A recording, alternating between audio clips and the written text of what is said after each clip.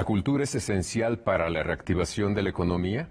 Y si lo es, ¿cuál es la mejor manera de apoyarla para que la derrama económica y la generación de empleos se incremente?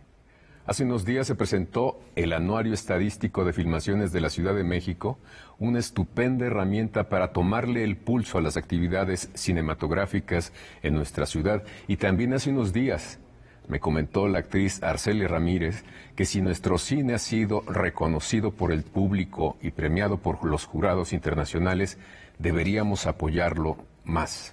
Para hablar de todo esto nos acompaña la secretaria de Cultura de la Ciudad de México, Vanessa Bojorquez, y Guillermo Saldaña, director general de la Comisión de Filmaciones de la Ciudad de México. Gracias por estar aquí. Gracias a ustedes, encantados de estar con ustedes. Secretaria. Gracias, Javier, por el espacio. Claro que sí. Secretaria, ¿la cultura es esencial para la reactivación económica en el país, en la ciudad concretamente?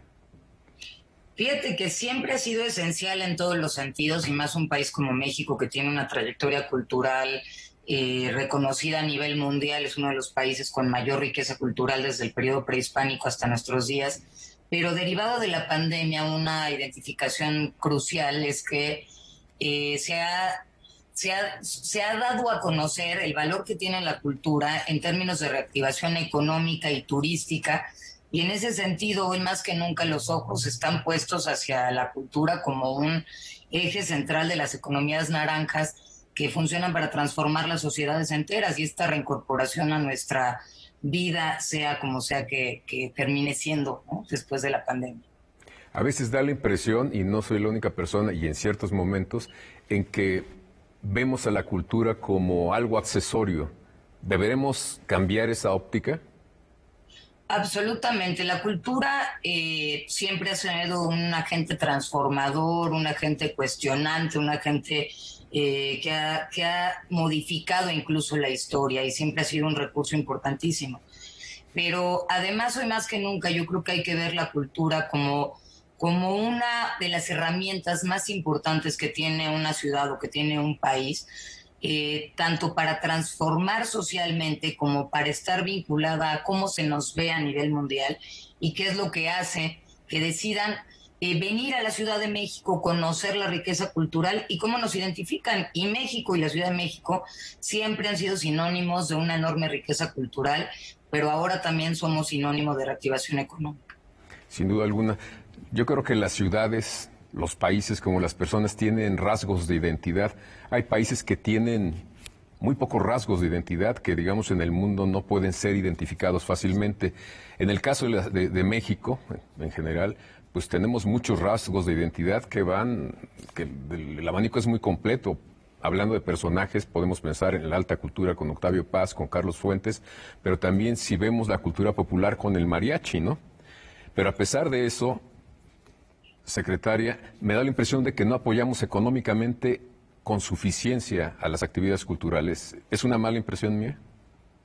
Mira, yo creo que las economías vinculadas a cultura se desprenden de varias formas. Obviamente, un estado-nación o una ciudad tiene que tener siempre garantizado el recurso económico para que el impacto sea mayor. Sin embargo, también producto de la pandemia, sí, se ha identificado la idea de que son economías diversas las que van vinculadas a los temas de la construcción cultural. Entonces, por supuesto que siempre hay que apoyar la cultura. Nosotros, el país, la identidad, la ciudad, además la Ciudad de México es la ciudad con una mayor concentración, no solo somos el segundo país del mundo con mayor concentración de museos, pero también en términos, sobre todo, fílmicos, nos hemos convertido en el primer lugar en términos de la industria audiovisual comercial, el primero en Latinoamérica en términos de filmaciones. La Ciudad de México es mucho más compleja, ¿no? Tenemos desde la riqueza prehispánica, tenemos el poderío de la parte virreinal, también tenemos la fortaleza que han sido el periodo muralista, esto por decir los más conocidos, pero en términos de gráfica, solo la gráfica ha sido esencial. Cuando hablamos de Posada, a veces no entendemos la magnitud de lo que hacía su creación, en términos escultóricos, también escultura monumental. Estamos hablando de una riqueza que a veces dejamos de observar porque nosotros caminamos, se cae una monedita y encontramos 300 cosas culturales. Cierto. Entonces ya no es tan normal que a veces dejamos de darnos cuenta que esto no sucede en otras ciudades del mundo, que somos excepcionales. Sin duda alguna. ¿Por qué no nos dan, cualquiera de ustedes, algún ejemplo de cómo es esta derrama? Hablemos, por ejemplo, del caso del cine, Guillermo. Hacer una película en la Ciudad de México, ¿qué implica o qué económicamente hacia dónde se mueve? Filmar una película, filmar una serie, filmar un comercial, tiene muchísimas implicaciones económicas y quedan como un patrimonio cultural. Ahora, bueno, tuvimos el año pasado 525 proyectos audiovisuales, a esto me refiero entre series, comerciales y películas, y esto se traduce en un promedio de 425 personas, Javier, empleadas de lunes a domingo, porque es una industria que no tiene, que no para, los 365 del año, los 365 días. Nada más tuvimos, bueno, este parón, los 3 meses de confinamiento, regresamos con los protocolos audiovisuales y es tan importante la industria audiovisual que después de la industria médica fue la industria que realizó más pruebas PCR a nivel estatal. Se hicieron 104,000 pruebas PCR para mantener un cerco sanitario del 98.2%. Me refiero a que de 100 personas, 1.8 salían contagiadas de COVID.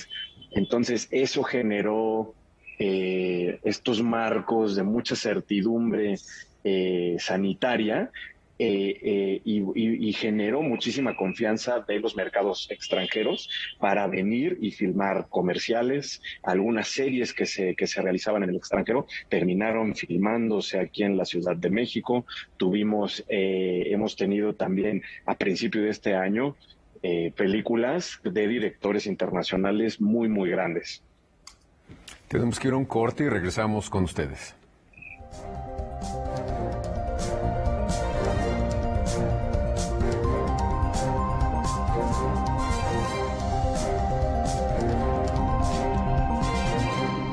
Guillermo, nos decías que la pandemia pues no impidió que se siguieran grabando, filmando películas, series en la Ciudad de México, pero no disminuyó el número en relación al año anterior, digamos. Sí, claro, una disminución iba a ser totalmente natural y comprensible, ya que estuvimos pues 3 meses en confinamiento trabajando los protocolos para que fueran publicados y fue el primer protocolo de la Secretaría de Cultura en publicarse y salir a retomar las calles reactivando sin arriesgar. Esto, pues sí, como tal se cancelaron muy pocos proyectos, Javier, sin embargo, se recalendarizaron y estos proyectos terminaron generándose en el 2021, ahora.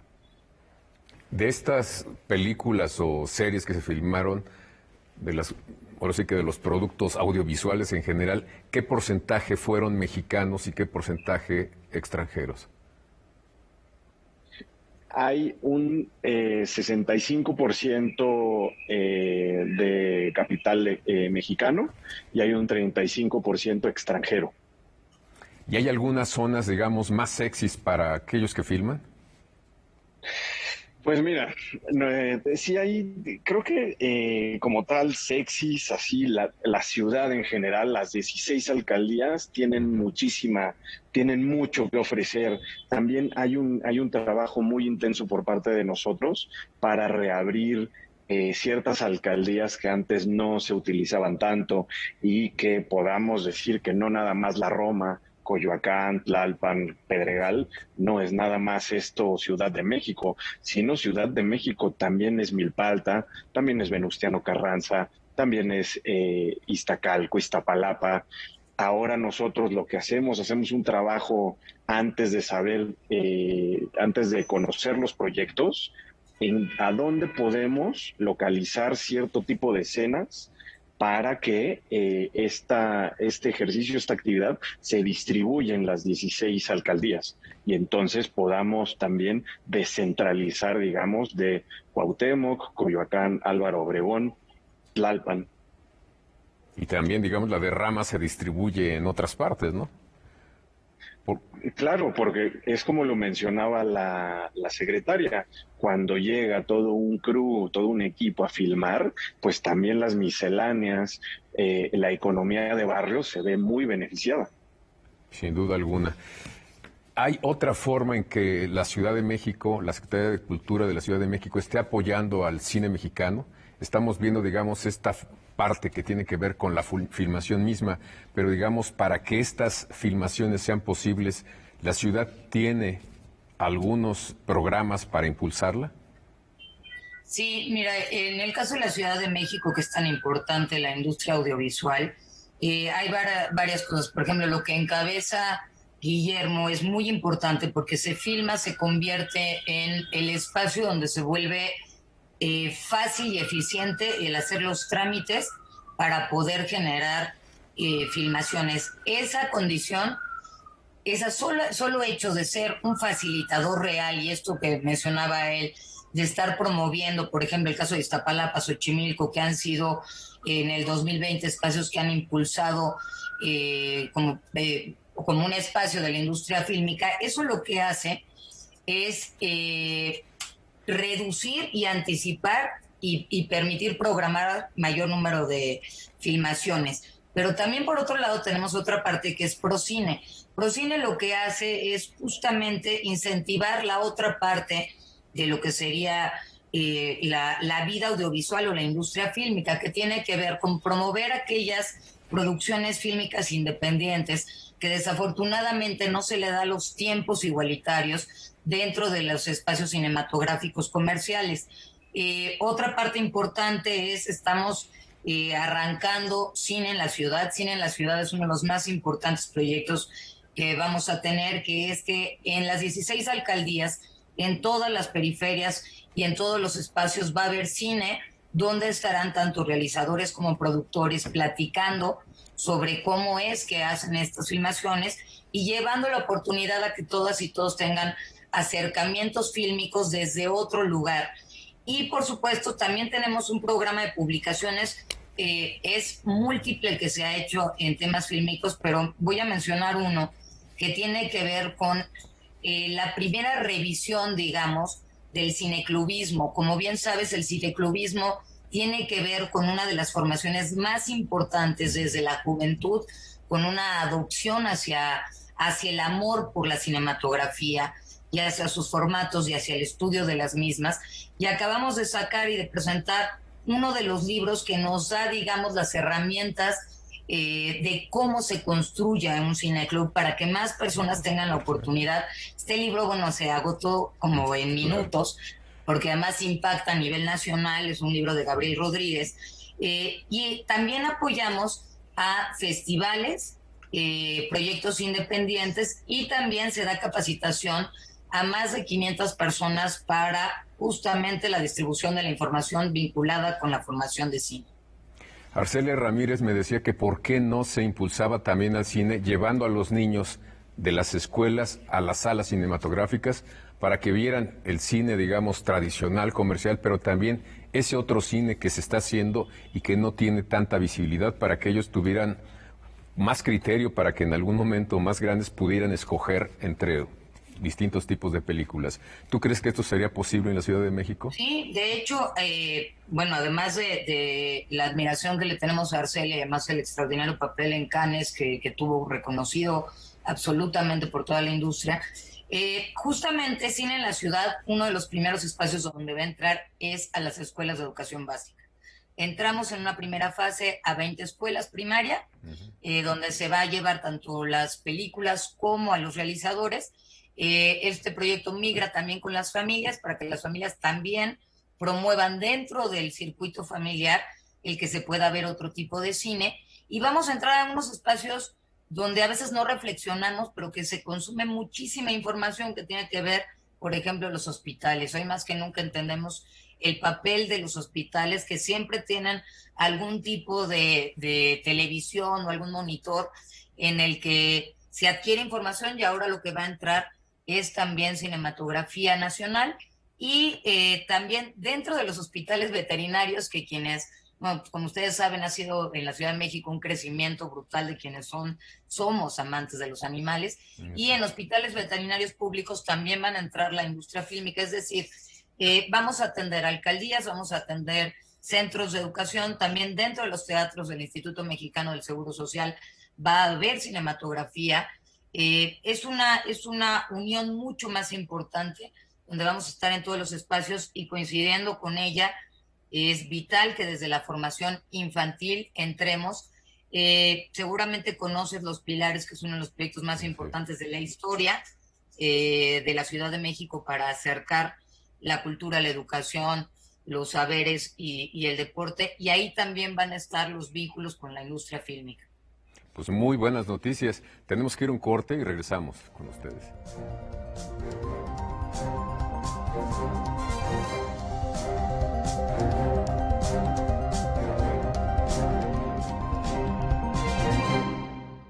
He aquí el merenguero, ciudadano eminente. Él es considerado el innovador de la crónica periodística en México. Había belleza y luz en las almas de esos muchachos muertos. Querían hacer de México la morada de la justicia y la verdad. En el marco del natalicio y aniversario luctuoso de José Alvarado. La fritada de cabrito es uno de los guisos más cultos de la historia. José Alvarado, lunes 20 horas.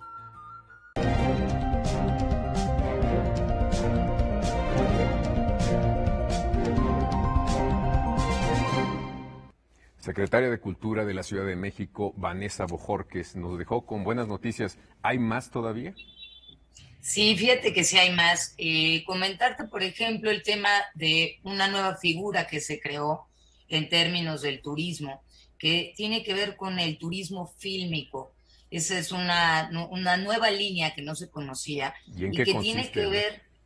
Fíjate que es tan importante la descarga y la concentración de gentes que hay dentro de las producciones fílmicas, tanto nacionales como internacionales, que lo que va ocurriendo es que van siendo el lugar número uno para la ocupación hotelera y también restaurantera. Entonces tiene dos impactos de descarga económica fundamentales y que han permitido que el turismo o las empresas que se dedican al turismo identifiquen en la industria fílmica una posibilidad de seguir estando en buenas condiciones económicas cuando las condiciones como COVID-19 son afectativas a toda la ciudad.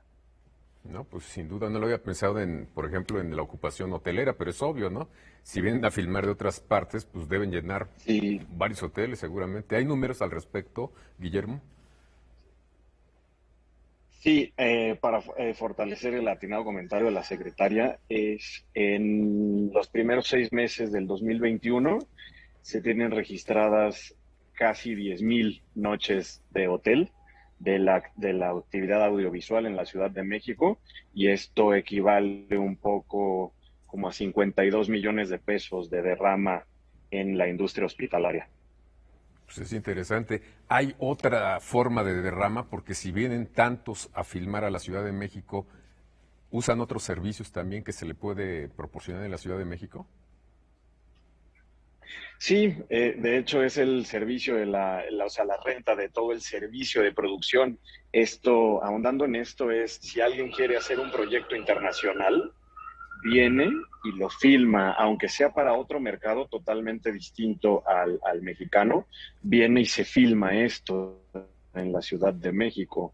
Y hay marcas muy reconocidas que vienen y filman toda su publicidad en la Ciudad de México. Tenemos recientemente el comercial de la Fórmula E, en donde, pues bueno, sabemos que son circuitos que se van completando, así como al igual que la Fórmula 1, pues todas las escenas internacionales están filmadas en la Ciudad de México, porque la Ciudad de México puede emular distintas ciudades en el mundo. Entonces se está convirtiendo, digamos, en una especie de centro de producción y de postproducción. Sí, es el centro de producción número 1 de Latinoamérica en este momento. Es donde hay más renta de servicios de producción, el doble arriba de Sao Paulo, 3 veces arriba de Buenos Aires y de Bogotá. ¿Y vienen producciones varias o un número considerable de Estados Unidos? Pienso en la comunidad, digamos, hispana que requiere muchos guiños, digamos, de lo que es la Ciudad de México o México.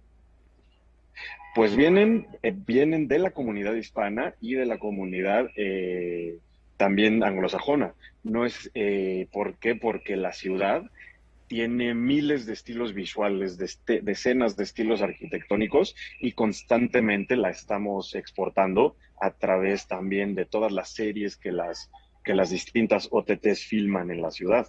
Tenemos proyectos de Apple TV, tenemos varios proyectos en Netflix, ya hay un proyecto en HBO, ya viene contenido para Disney. No hay, bueno, Amazon Prime no se diga, no hay plataforma en este momento que no esté exhibiendo o que no esté próxima a exhibir alguna historia que se cuente desde la Ciudad de México. Tengo una Y duda. mencionar, si me, Sí, ay, perdón, claro que sí. No, dime. solo si me permites agregar que justo cuando se va volviendo el centro de filmación es la ciudad, lo primero que ocurre es que la gente quiere venir a conocerlos y eso también va transformándose en turismo que viene a ver esta ciudad que han visto en series, en películas y en todo tipo, ¿no?, de actividad audiovisual y que ya se va volviendo de apropiación. Tengo una duda. ¿La pandemia tuvo algún efecto positivo, digamos, en la tramitología para solicitar permisos, para que se otorguen, para pagar lo que se tiene que pagar? ¿O fue, digamos, hizo un poco más tortuoso ese camino? No, ahora todo es al contrario. A través de la pandemia migramos, era un proyecto que ya teníamos encargado por parte de la jefa de gobierno y pues la pandemia nos puso a trabajarlo de un momento a otro, que fue la digitalización al 100% de todos los trámites. Somos nada más Nueva York y nosotros tenemos 100% en la digitalización de los trámites para adquirir un permiso y filmar en las calles. Secretaria, ¿el impacto de la pandemia en otras áreas de la cultura fue similar a lo que ocurre en la industria fílmica? Pienso en museos, en teatro, en danza. Fíjate que no, bueno, es uno de los momentos más complejos en términos culturales a nivel mundial, porque la cultura siempre ha vivido de, digamos, del consumo de la gente, ¿no? Tanto de los aplausos como de el consumo de cada actividad, y sí ha sido afectativa, y es muy importante mencionarlo, que lo que hacemos las instituciones es intentar de la mejor manera ir acompañando los procesos de todas las disciplinas artísticas. Ha sido muy diferente. En el caso, por ejemplo, escénico, ha habido una respuesta muy interesante de consumo. En el caso, por ejemplo, del sistema de teatros de la Ciudad de México, decirte que han estado en absoluto lleno hasta el 50%. Hemos aperturado a partir de la semana pasada al 75% y estamos teniendo muy buenos números, que cuando hablamos de teatro hablamos de gente que es una apasionada de ese consumo. En el caso de los museos, que ya están también al 75%, ha causado aún mayor impacto. La gente sigue sin acudir como se acudía antes, que eran llenos absolutos en los museos.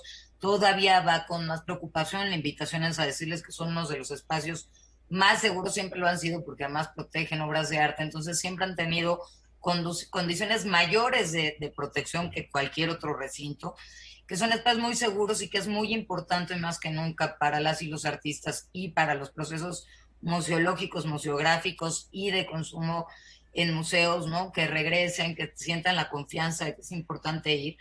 Y está el caso que fue un poco más tardado, el tema de la música. Sin embargo, la música se adoptó de forma inmediata a todos los temas de virtualidad, igual que todas las disciplinas, pero algunas de ellas ya tenían una experiencia de las descargas musicales o ya había un proceso anterior, y lo que estamos ahorita muy felices porque además pues la gente ya extrañaba ir a conciertos, entonces está regresando esa industria y esa parte de las disciplinas artísticas, y apoyar ahora la danza, que es uno de los agentes más importantes culturalmente y que estamos muy interesados en que lleguen. Curiosamente, datos importantes es que aún 2020 se aperturaron espacios independientes para danza.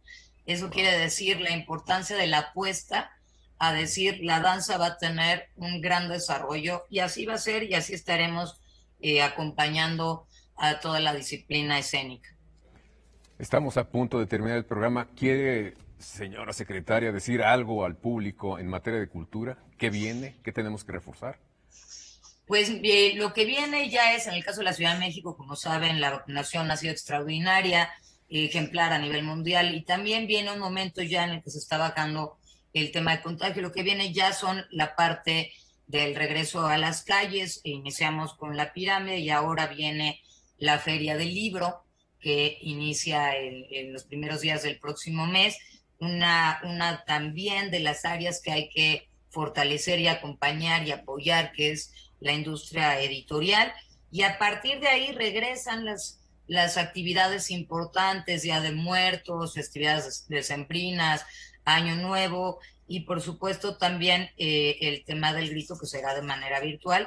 Es decir, estamos regresando ya también, vamos acompañando este proceso tanto con el sector comercial como el sector independiente, y entre todas y todos como nunca, y esto sí lo quiero resaltar, como nunca, estamos trabajando de la mano. Pues muchísimas gracias por compartirnos esta información y gracias a ustedes también por habernos acompañado aquí en Debate 22 y los espero la próxima semana.